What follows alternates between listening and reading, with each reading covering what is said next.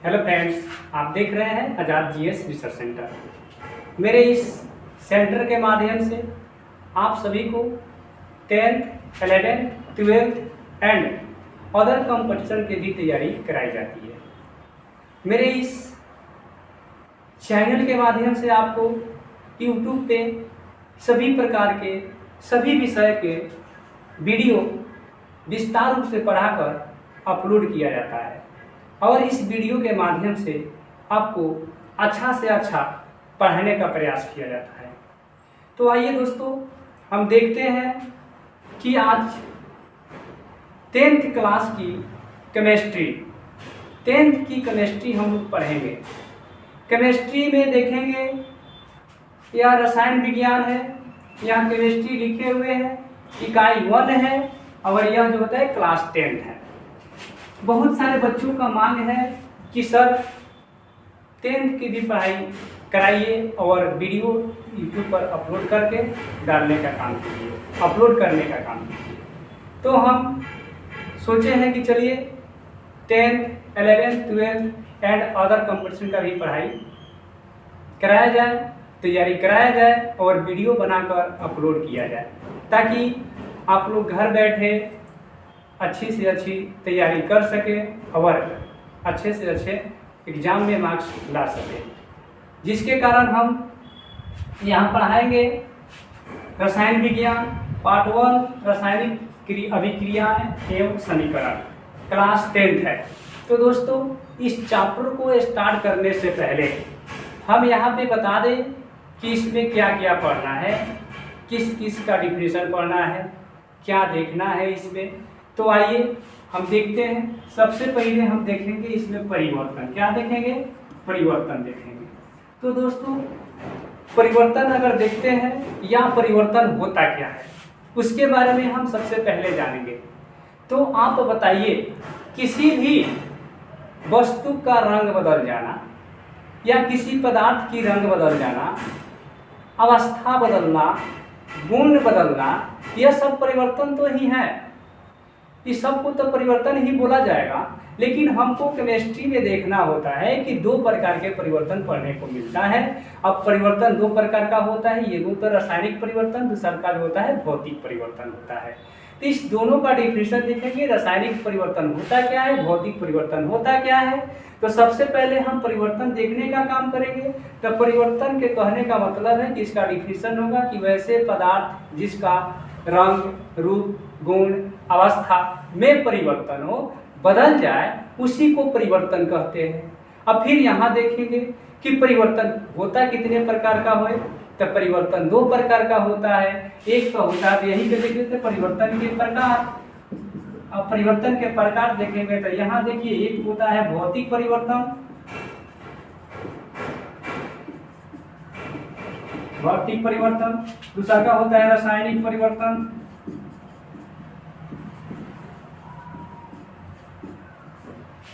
अब इसको जो होता है एक एक करके देखेंगे। भौतिक परिवर्तन होता कैसा है?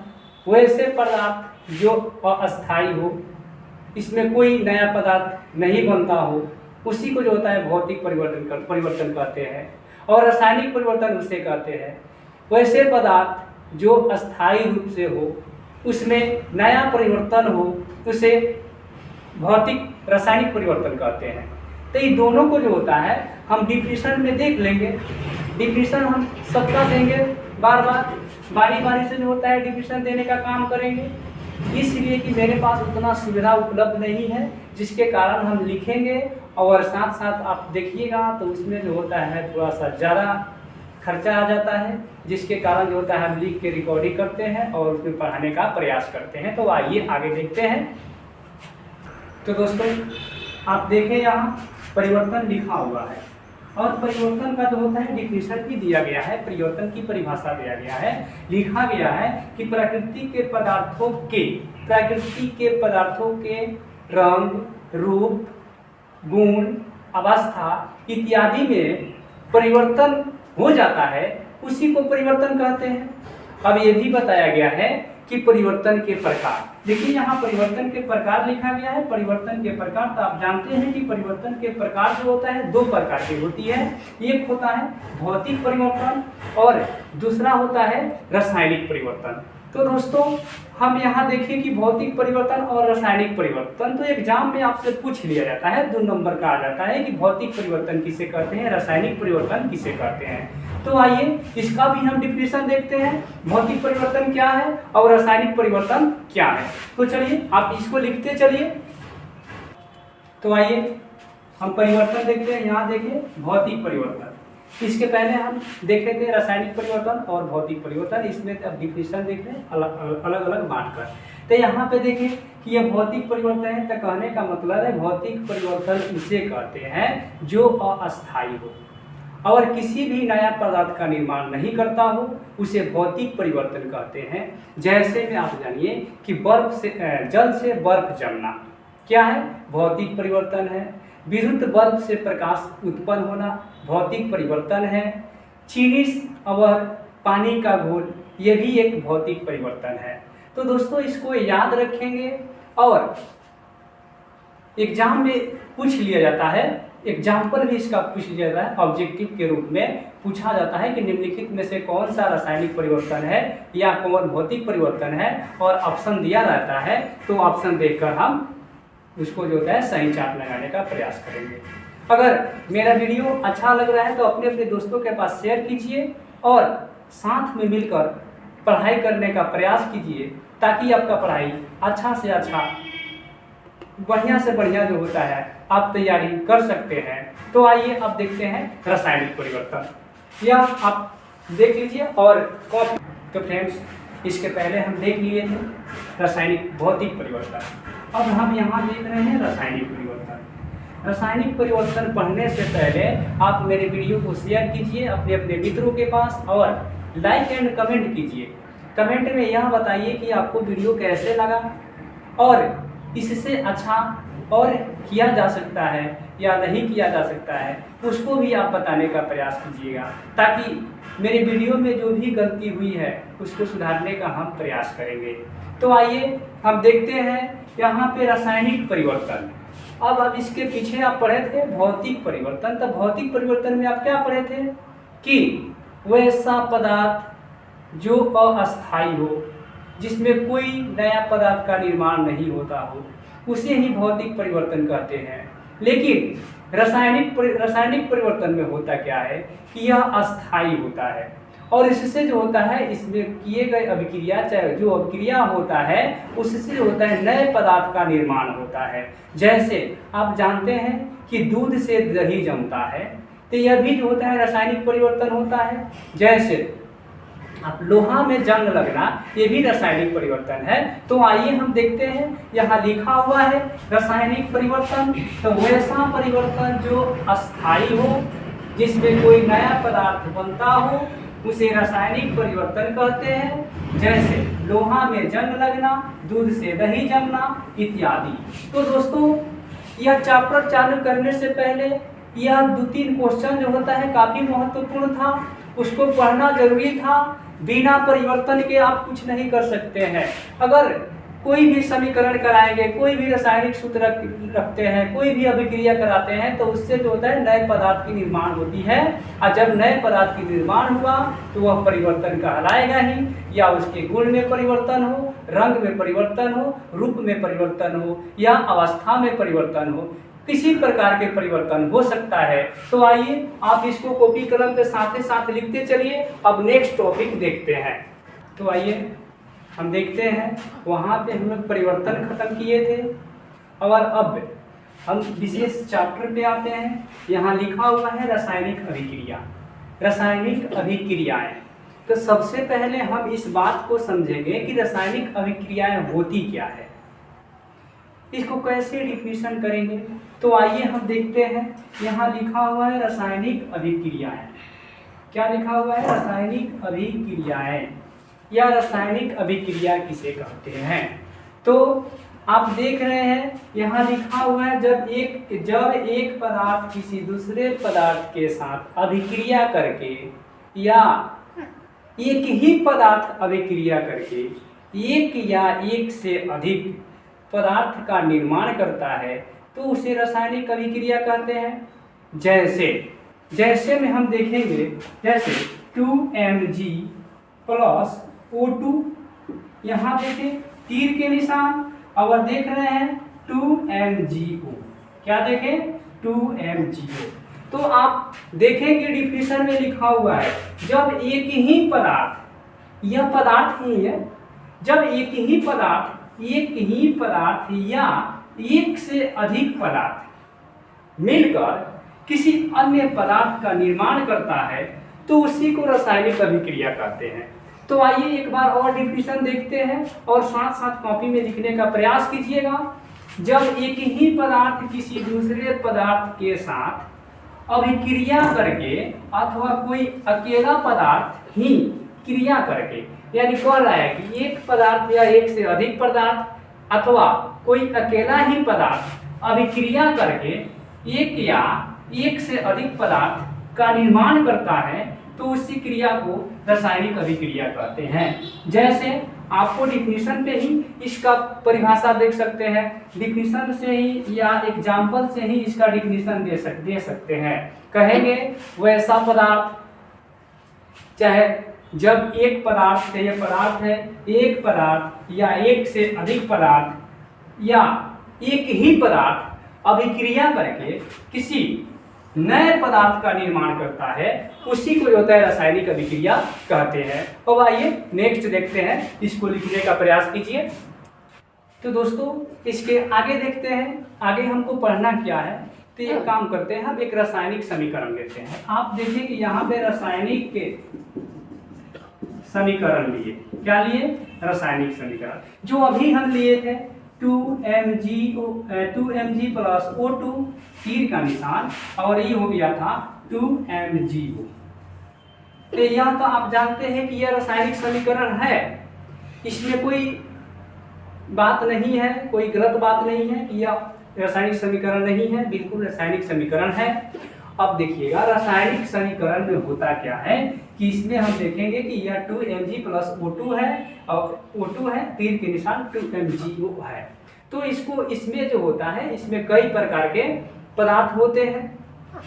जैसे मान लीजिए कि यह मैग्नीशियम हो गया, यह ऑक्सीजन हो गया, दोनों अभिक्रिया करता है, मैग्नीशियम ऑक्साइड बन जाता है। उसी तरह अब इसमें देखेंगे समीकरण में कि ये वाला तीर के निशान जो है वह क्या करता है, वह क्या चीज को इंगित करता है। तो यह जो होता है ऊर्जा देता है, क्या देता है, ऊर्जा देता है या अभिक्रिया करता है। तीर के निशान के बदले में आप बराबर का चिन्ह भी दे सकते हैं, कोई दिक्कत नहीं है। और देखा जाए तो तीर के बाएं तरफ के भाग को जो होता है अभिकारक कहते हैं, क्या कहते हैं, अभिकारक कहते हैं। तीर के बाएं तरफ के भाग वाले को जो होता है अभिकारक कहते हैं, और तीर के दाएं तरफ भाग वाले को जो है उत्पादन कहते हैं, क्या कहते हैं, उत्पादन कहते हैं या प्रतिफल कहते हैं। क्लियर। तो दोस्तों इसमें आप देखें कि यह रासायनिक समीकरण है, एक समीकरण लिए हैं, कोई भी समीकरण ले सकते हैं। तो वहां पे आपसे पूछा जाता है कि प्रतिफल किसे कहते हैं, उत्पादन किसे कहते हैं। तो कोई भी समीकरण लीजिए और हम पहचान बताते हैं कि किसी भी समीकरण में आप पहचान सकते हैं कि अभिकारक कौन है और प्रतिफल कौन है। तो एक बार और ध्यान दीजिए, यह देखिए तीर के निशान है, और तीर के निशान जो होता है इंडिकेट करता है कि यहाँ पे ऊर्जा मिल रही है, इसको गर्म किया जा रहा है। क्लियर। और यहाँ पे देखा जाए तो देखिए जैसे हम इधर से लिख रहे हैं तो हमारे बाएं वाले भाग जो होता है यही ना है, इधर वाले जो होता है बाएं वाला भाग है। तो बाएं वाले भाग जो होता है, बाएं वाले भाग में जो पदार्थ होते हैं उसको अभिकारक कहते हैं, और बाएं से जो तीर के निशान है, जो तीर के नोक वाले भाग होते हैं उसको क्या कहते हैं, प्रतिफल कहते हैं। प्रतिफल कहिए या उत्पादन कहिए। तो आप इस बात को समझे कि एक रासायनिक समीकरण लिए, समीकरण का जो होता है उसमें प्रतिफल और अभिकारक बताने का प्रयास किए। हमको लगता है कि आप बहुत बढ़िया से समझ चुके हैं। अपने दोस्तों के पास शेयर कीजिए जल्दी जल्दी, और जो होता है कमेंट करके बताइए क्या आपको समझ में आ रहा है कि नहीं आ रहा है। फिर आगे देखते हैं कि प्रतिफल किसे कहते हैं, अभिकारक किसे कहते हैं। तो आइए हम देखते हैं कि यहाँ पे पहले ही बता चुके थे कि अभिकारक किसे कहते हैं, उत्पादन किसे कहते हैं। तो आप जो होता है एग्जाम्पल के माध्यम से आप समझ गए होइएगा। अब उसका हम डिफिनीशन देखने का काम करेंगे। तो यहाँ पे देखिए अभिकारक किसे कहते हैं, तो आप एग्जाम्पल में देखे हैं कि अभिकारक किसे कहते हैं। रासायनिक अभिक्रिया में भाग लेने वाले पदार्थ को अभिकारक कहते हैं। जैसे आप लिखे थे यहाँ पे 2Mg प्लस O2, तीर के निशान 2MgO यहाँ देखे थे।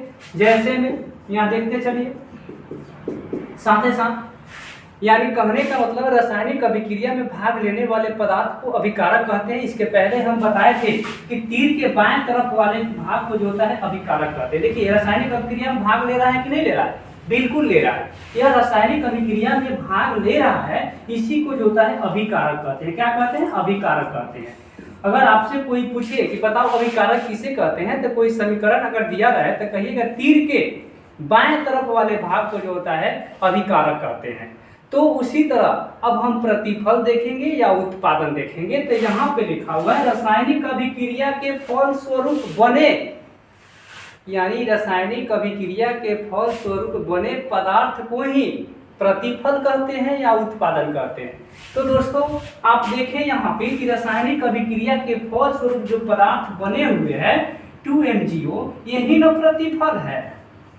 क्या है, प्रतिफल है। प्रतिफल है या उत्पादन है, क्या लिख सकते हैं, उत्पादन लिख सकते हैं। सब लिखा हुआ है, टोटली लिखा हुआ है, घबराने की जरूरत नहीं है। आप जो होता है वीडियो को रोक रोक कर आप लिखने का प्रयास कीजिएगा और एक अच्छा सा नोट्स बनाने का प्रयास कीजिएगा मेरे वीडियो के माध्यम से। तो अभी तक आप मेरे चैनल को सब्सक्राइब नहीं किए हैं तो सब्सक्राइब कर लीजिए, ताकि जो होता है हर एक वीडियो जो होता है आपके पास पहुँचे और उसको आप देख कर लिखने का और पढ़ने का प्रयास करिएगा।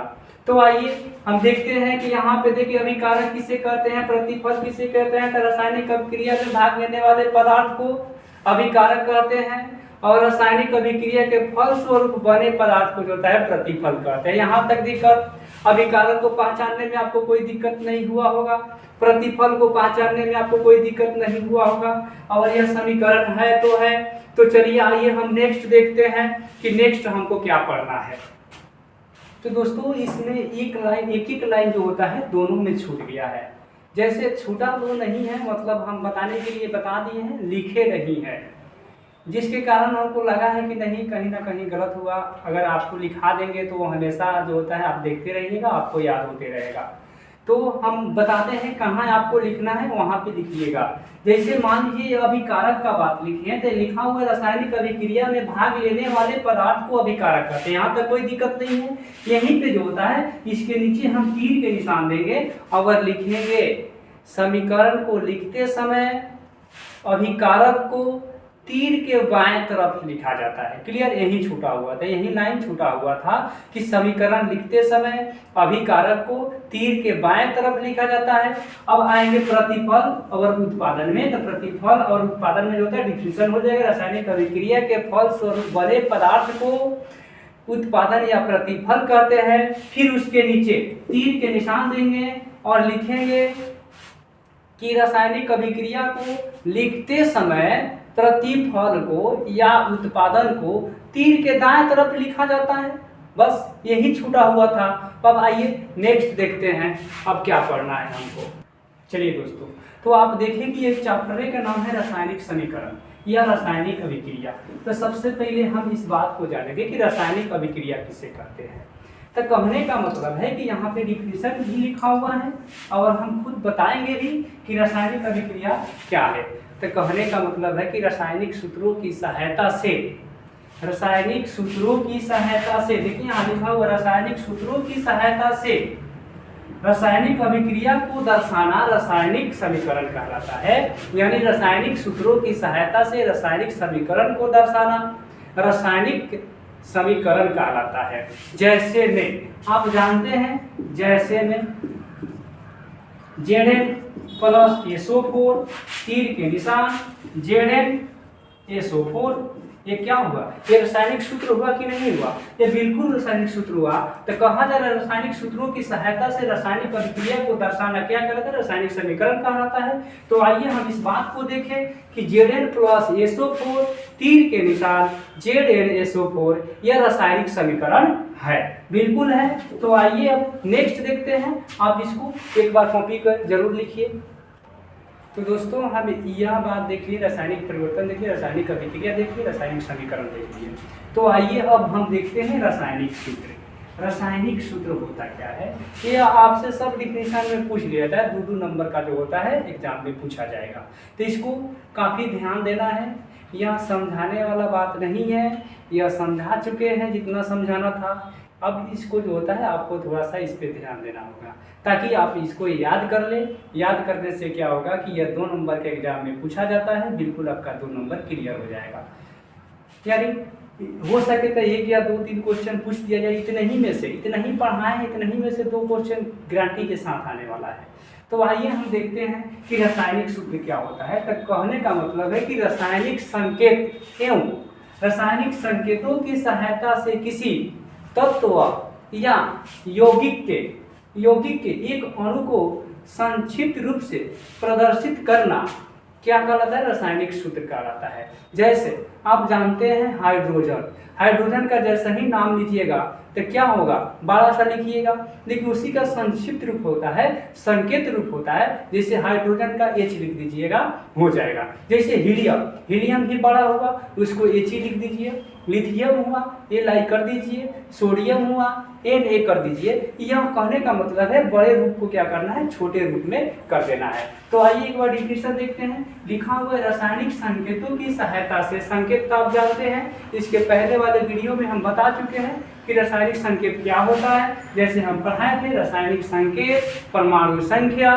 पढ़ाए हुए थे, वही बात कहा जा रहा है कि रासायनिक संकेतों के सहायता से किसी तत्व या यौगिक के एक अणु को प्रदर्शित करना, किसी तत्व या यौगिक के एक अणु को प्रदर्शित करने वाले संक्षिप्त, माने संक्षिप्त का मतलब छोटा होता है, रूप रासायनिक सूत्र कहलाता है। जैसे में हम देखेंगे, जैसे में देखिएगा तो जैसे देखिएगा तो जैसे मान लीजिए H2 क्या है, संक्षिप्त रूप है कि नहीं है, H2 क्या है, संक्षिप्त रूप है। उसी तरह हम देखें जैसे Li, यह क्या है, संक्षिप्त रूप है।